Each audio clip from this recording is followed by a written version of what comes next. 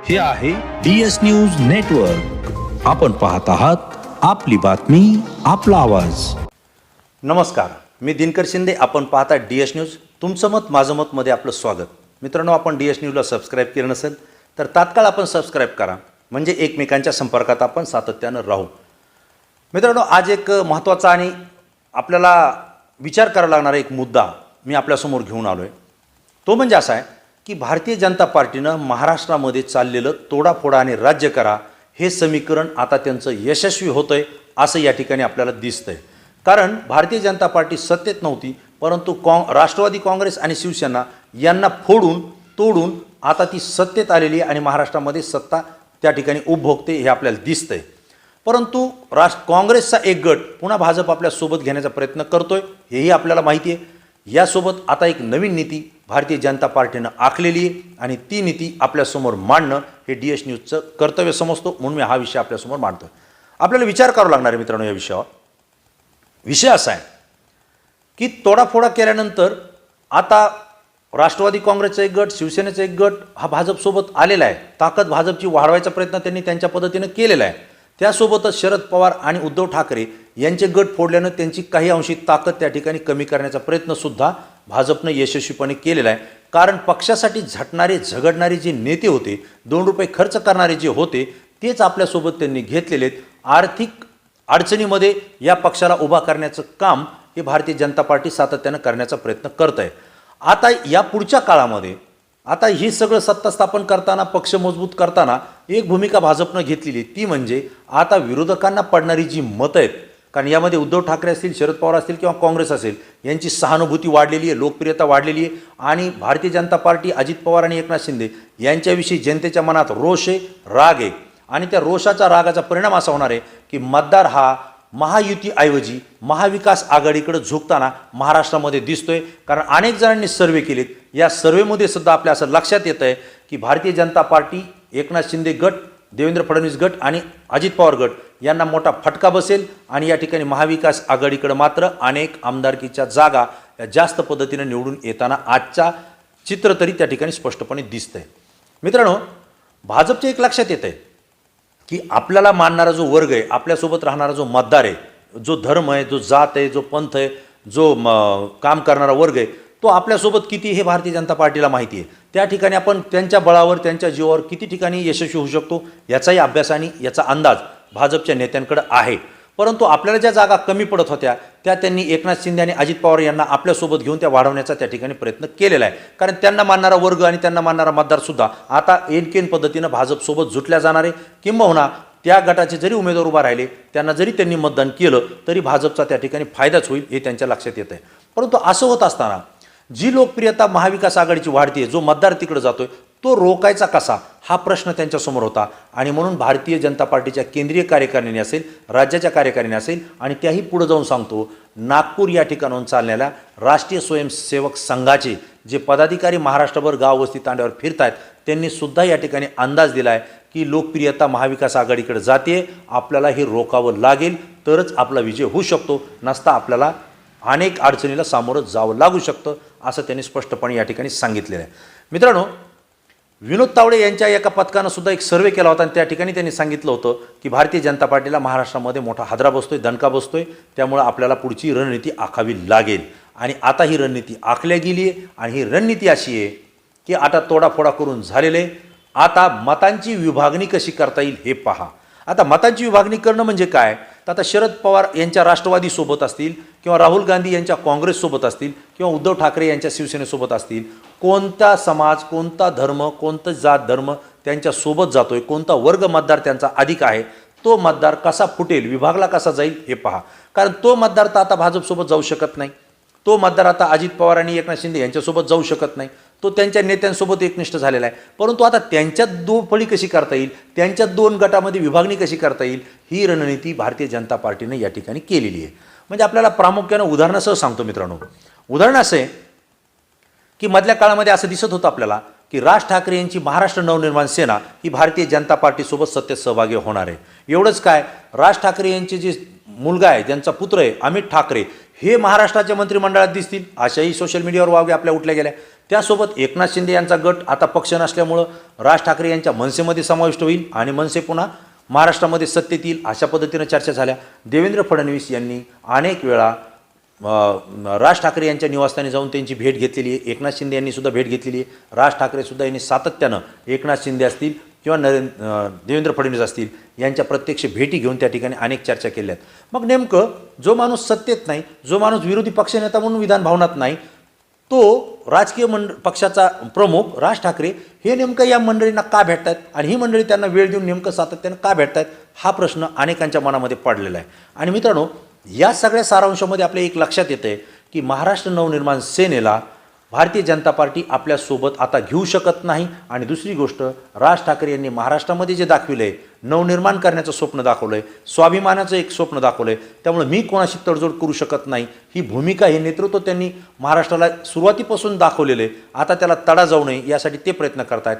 आणि म्हणून भाजपनं सुद्धा ठरवलं आहे की महाराष्ट्र नवनिर्माण सेना म्हणजे राज ठाकरे ही आपल्यासोबत थेट सहभागामध्ये नको आहे, परंतु त्यांनी स्वतंत्रपणे निवडणूक लढवावी.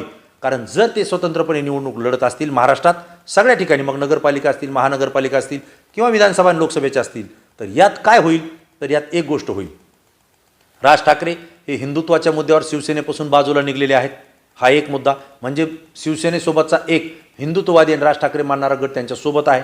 दुसरा मुद्दा, मराठी माणसाचा मुद्दा घेऊन राज ठाकरे राजकारण करतायत, म्हणजे तो एक गट उद्धव ठाकरे यांच्या शिवसेनेपासूनच त्यांनी बाजूला नेलेला आहे. ना त्यांनी भाजपचा एकही कार्यकर्ता आपल्यासोबत खेचलेला नाही, ना तो त्यांच्यासोबत आलेला आहे, ना राष्ट्रवादीचे लोकसुद्धा राज ठाकरे यांच्यासोबत आलेले नाही. ते मूळ शिवसेनेचेच होते, त्यातलेच अनेक कार्यकर्ते, अनेक मतदार, अनेक पदाधिकारी हे राज ठाकरे यांच्यासोबत आलेले आहेत. जर ते स्वतंत्र लढले तर ते मिळणारं, उद्धव ठाकरेंना मिळणारं बळ हे त्या ठिकाणी एकत्रितपणे मिळणार नाही, त्या ठिकाणी त्यांची ताकद विभागली जाईल. म्हणून राज ठाकरे यांनी स्वतंत्र लढावं अशी भारतीय जनता पार्टीची इच्छा आहे. आणि कदाचित राज ठाकरे हे त्यांच्याशी सहमत असावेत, म्हणूनच त्यांनी काल एक ठिकाणी झालेल्या सभेमध्ये, खेड कोकणामध्ये झालेल्या कार्यकर्त्यांच्या निवडीच्या बैठकीत सांगितलं, मी कोणाशीही तडजोड करणार नाही, कोणाशी आघाडी युती करणार नाही, आपण स्वतंत्र लढणार. प्रत्येक निवडणुकीत महाराष्ट्र नवनिर्माण सेना ही स्वतंत्रपणे निवडणूक लढेल असं त्यांनी त्या ठिकाणी स्पष्टपणे सांगितलं आहे. म्हणजेच याचा अर्थ ते स्वतंत्र जसे लढत होते तशाच पद्धतीने या पुढच्या काळात सुद्धा ते लढतील. निवडणुका होईपर्यंत तरी लढतील, पुढं सत्तेत येताना काय होईल हे आज सांगणं कठीण आहे. दुसरा मुद्दा असा आहे की काँग्रेस असेल किंवा राष्ट्रवादी काँग्रेस असेल यांच्यासोबत महाराष्ट्रातला अल्पसंख्याक आणि मुस्लिम समाज हा मोठ्या प्रमाणावर जुटला गेलेला आहे. आणि जो हिंदुत्व आणि मराठी माणूस म्हणून आहे तो उद्धव ठाकरे यांच्या शिवसेनेसोबत जुटला गेलेला आहे. आणि भारतीय जनता पार्टीसोबत मनुवादी असतील किंवा त्यांच्यासोबतचे जे RSSच्या विचारसरणीचे लोक असतील किंवा त्यांचे हिंदुत्वाला मानणारे लोक असतील ते त्यांच्यासोबत कायमस्वरूपी जुटलेले आहेत. ही एक विभागणी महाराष्ट्रामध्ये झालेली आहे. विकासाच्या मुद्द्यावर तर हा मुद्दा तर आपण नंतरच चर्चेला घेऊ, कारण विकास आणि कुठं गेला हा प्रश्न अनेक जण आता विचारतात, तो आपण नंतरच्या एखाद्या विषयामध्ये मांडू.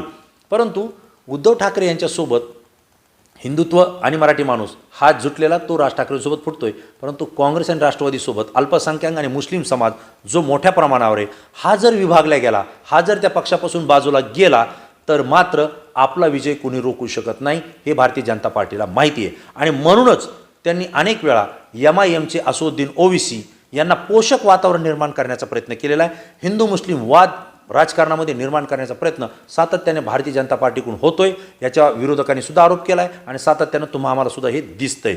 म्हणजेच हिंदू मुस्लिम जोपर्यंत वाद होत नाही, गट पडत नाही, धर्माचे त्या ठिकाणी भेदाभेद होत नाही, तोपर्यंत भाजपला पूर्ण मतं त्या ठिकाणी विजयासाठी मिळत नाहीत, हे त्यांच्या लक्षात आलेलं आहे. आणि म्हणून त्यांना विभागणी करायची आहे. हिंदुत्वाची विभागणी ते करतायत, परंतु मुस्लिम समाजाची आणि अल्पसंख्याक समाजाच्या मतांची विभागणी करणं गरजेचं आहे. त्यामुळे ते MIMला पोषक वातावरण करतायत, त्यांच्या विरुद्ध भडक असे स्टेटमेंट करतायत.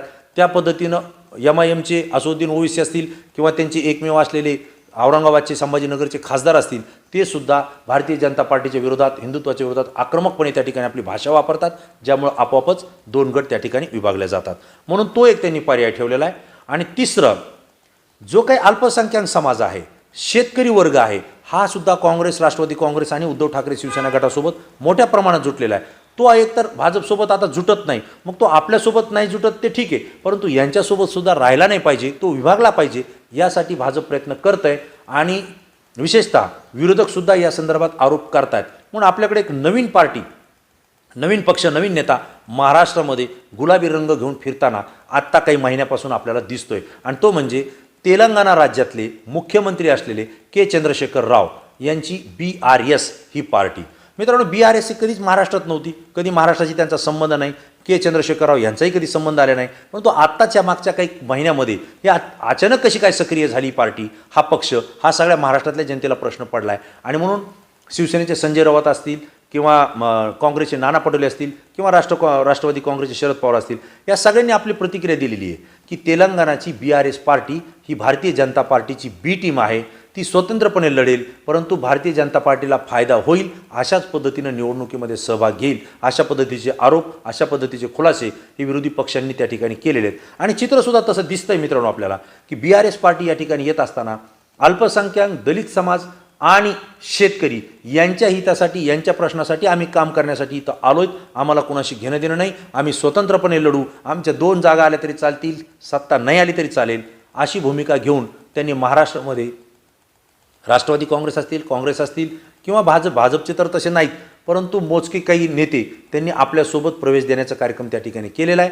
जेवढ्यांनी त्यांच्यामध्ये महाराष्ट्रात ज्या नेत्यांनी प्रवेश केला आहे त्यातले बहुतांश हे काँग्रेस आणि राष्ट्रवादी काँग्रेसचे पदाधिकारी आहेत, हे आपल्या निदर्शनास येते, आपल्या सर्वेमध्ये ते लक्षात येतं आहे. आणि म्हणजेच जर BRSनं या पद्धतीचं राजकारण केलं तर काँग्रेस आणि राष्ट्रवादी काँग्रेस आणि शिवसेना उद्धव ठाकरे गट यांच्या गटात असलेली काही मतदार ते आपल्याकडे खेचू शकतात आणि त्याचा परिणाम या मतामध्ये सुद्धा विभागणी होऊ शकते, जी भाजपला आवश्यक आहे, भाजपची इच्छा आणि गरज आहे. तिसरा मुद्दा याच्यामध्ये येतोय, तो मुद्दा असा आहे की प्रकाश आंबेडकर यांची बहुजन वंचित आघाडी जी आहे हिची भूमिका अद्यापही स्पष्ट होत नाही. कारण महायुतीसोबत जायचं आहे का महाआघाडीसोबत जायचं आहे, आमच्यासमोर सर्व पर्याय खुलेत, असं सातत्यानं प्रकाश आंबेडकर हे बोलताना आपल्याला दिसत आहेत. हे बोलत असताना उद्धव ठाकरे यांच्यासोबत मी युती करतोय, त्यांच्यासोबत माझी आघाडी आहे, मात्र राष्ट्रवादी काँग्रेस आणि काँग्रेससोबत आपली आघाडी नाही, असं सुद्धा त्यांनी सांगितलं. त्यासोबतच उद्धव ठाकरे यांनी आता वंचित बहुजन आघाडीच्या संदर्भात आपली ठोस भूमिका आणि ठोस निर्णय जाहीर करावा, असं अल्टिमेटम सुद्धा त्यांनी उद्धव ठाकरे यांना दिलंय आणि आमच्यासमोर सर्व पर्याय खुलेत, असं सुद्धा त्यांनी सांगितलं. वास्तविक पाहता प्रकाश आंबेडकर हे बहुजन वंचित आघाडीचं काम करत असताना त्यांनी त्यांच्या पार्टीच्या नावामध्येच बहुजन वंचित विकास आघाडी असं नाव दिलेलं आहे. म्हणजे वंचित राहिलेले आणि बहुजन असलेले जो अल्पसंख्याक वर्ग आहे तो घेऊन आम्ही राजकारण आणि समाजकारण करणार आहोत, असं त्यांनी स्पष्टपणे दाखवलं आहे. म्हणजे तो जो गट होता हा पूर्वाश्रमीचा काँग्रेस आणि राष्ट्रवादी सोबत होता, तो त्यांनी आपला पक्ष स्थापन करून काही अंशी आपल्यासोबत आणण्याचा प्रयत्न केलेला आहे. आणि मधल्या काळामध्ये MIM असेल किंवा वंचित बहुजन आघाडी असेल, ह्या दोघांची आघाडी ही भारतीय जनता पार्टीची बी टीम होती, असं विरोधक त्या ठिकाणी बोलत होते. आता ते चित्र काय असेल, कारण राजकारणाचं अनेक घडामोडी घडलेल्या आहेत, अनेक पाणी इकडे तिकडे गेलेले, कोण कोणासोबत आहे हे आपल्याला सांगता येणं कठीण आहे. परंतु आजची स्थिती अशी दिसते की भारतीय जनता पार्टीने तोडाफोडाचं राजकारण केलेलं आहे, सत्ता स्थापन केलेली आहे. आता 2024ला सत्तेत यायचं असेल तर मतांची विभागणी करा आणि विरोधकांना त्या ठिकाणी आणखीन जे खचतायत त्यांना आणखीन खचवा, अशा पद्धतीचं काम करण्याचा प्रयत्न केला आहे. त्यांची शक्ती काढून घ्यायची हा प्रयत्न भारतीय जनता पार्टीच्या रणनीतीमध्ये बसतोय. आणि म्हणून देवेंद्र फडणवीस यांनी कार्यकर्त्यांच्या शिबिरामध्ये स्पष्टपणे सांगितलं आहे की कर्णाची कवच कुंडलं काढल्याशिवाय कर्णाला मारणं अशक्य होतं. तसं त्याचा अर्थ जर घेतला तर तो अर्थ असा आहे की शरद पवार असतील किंवा उद्धव ठाकरे असतील किंवा काँग्रेसचं असेल, हे सत्ताबळे यांच्या ताकद आहे, ह्यांना जी ताकद देत आहेत ते नेते जर ह्यांच्यापासून आपण बाजूला काढले तर यांची ताकद कमी होईल आणि परिणामी त्यांचा अंत होऊन आपण विजयी होऊ, अशा पद्धतीचा संदेश त्यांना कार्यकर्त्यांना द्यायचा होता. हे देवेंद्र फडणवीस यांच्या भाषणातून काल दिसलेलं आहे. आणि म्हणून मित्रांनो, हा विषय, हा मुद्दा मला आपल्यासमोर ठेवा वाटला, विचार मांडा वाटले, म्हणून हा विचार मी आपल्यासमोर व्यक्त केला आहे. माझं मत मी मांडलं आहे. आपलं मत काय आपण लाईक आणि कॉमेंट्स करून या ठिकाणी अवश्य कळवा. अशाच पद्धतीचा नवीन विषय, नवीन मुद्दा घेऊन आपल्यासमोर येईल. तोपर्यंत धन्यवाद.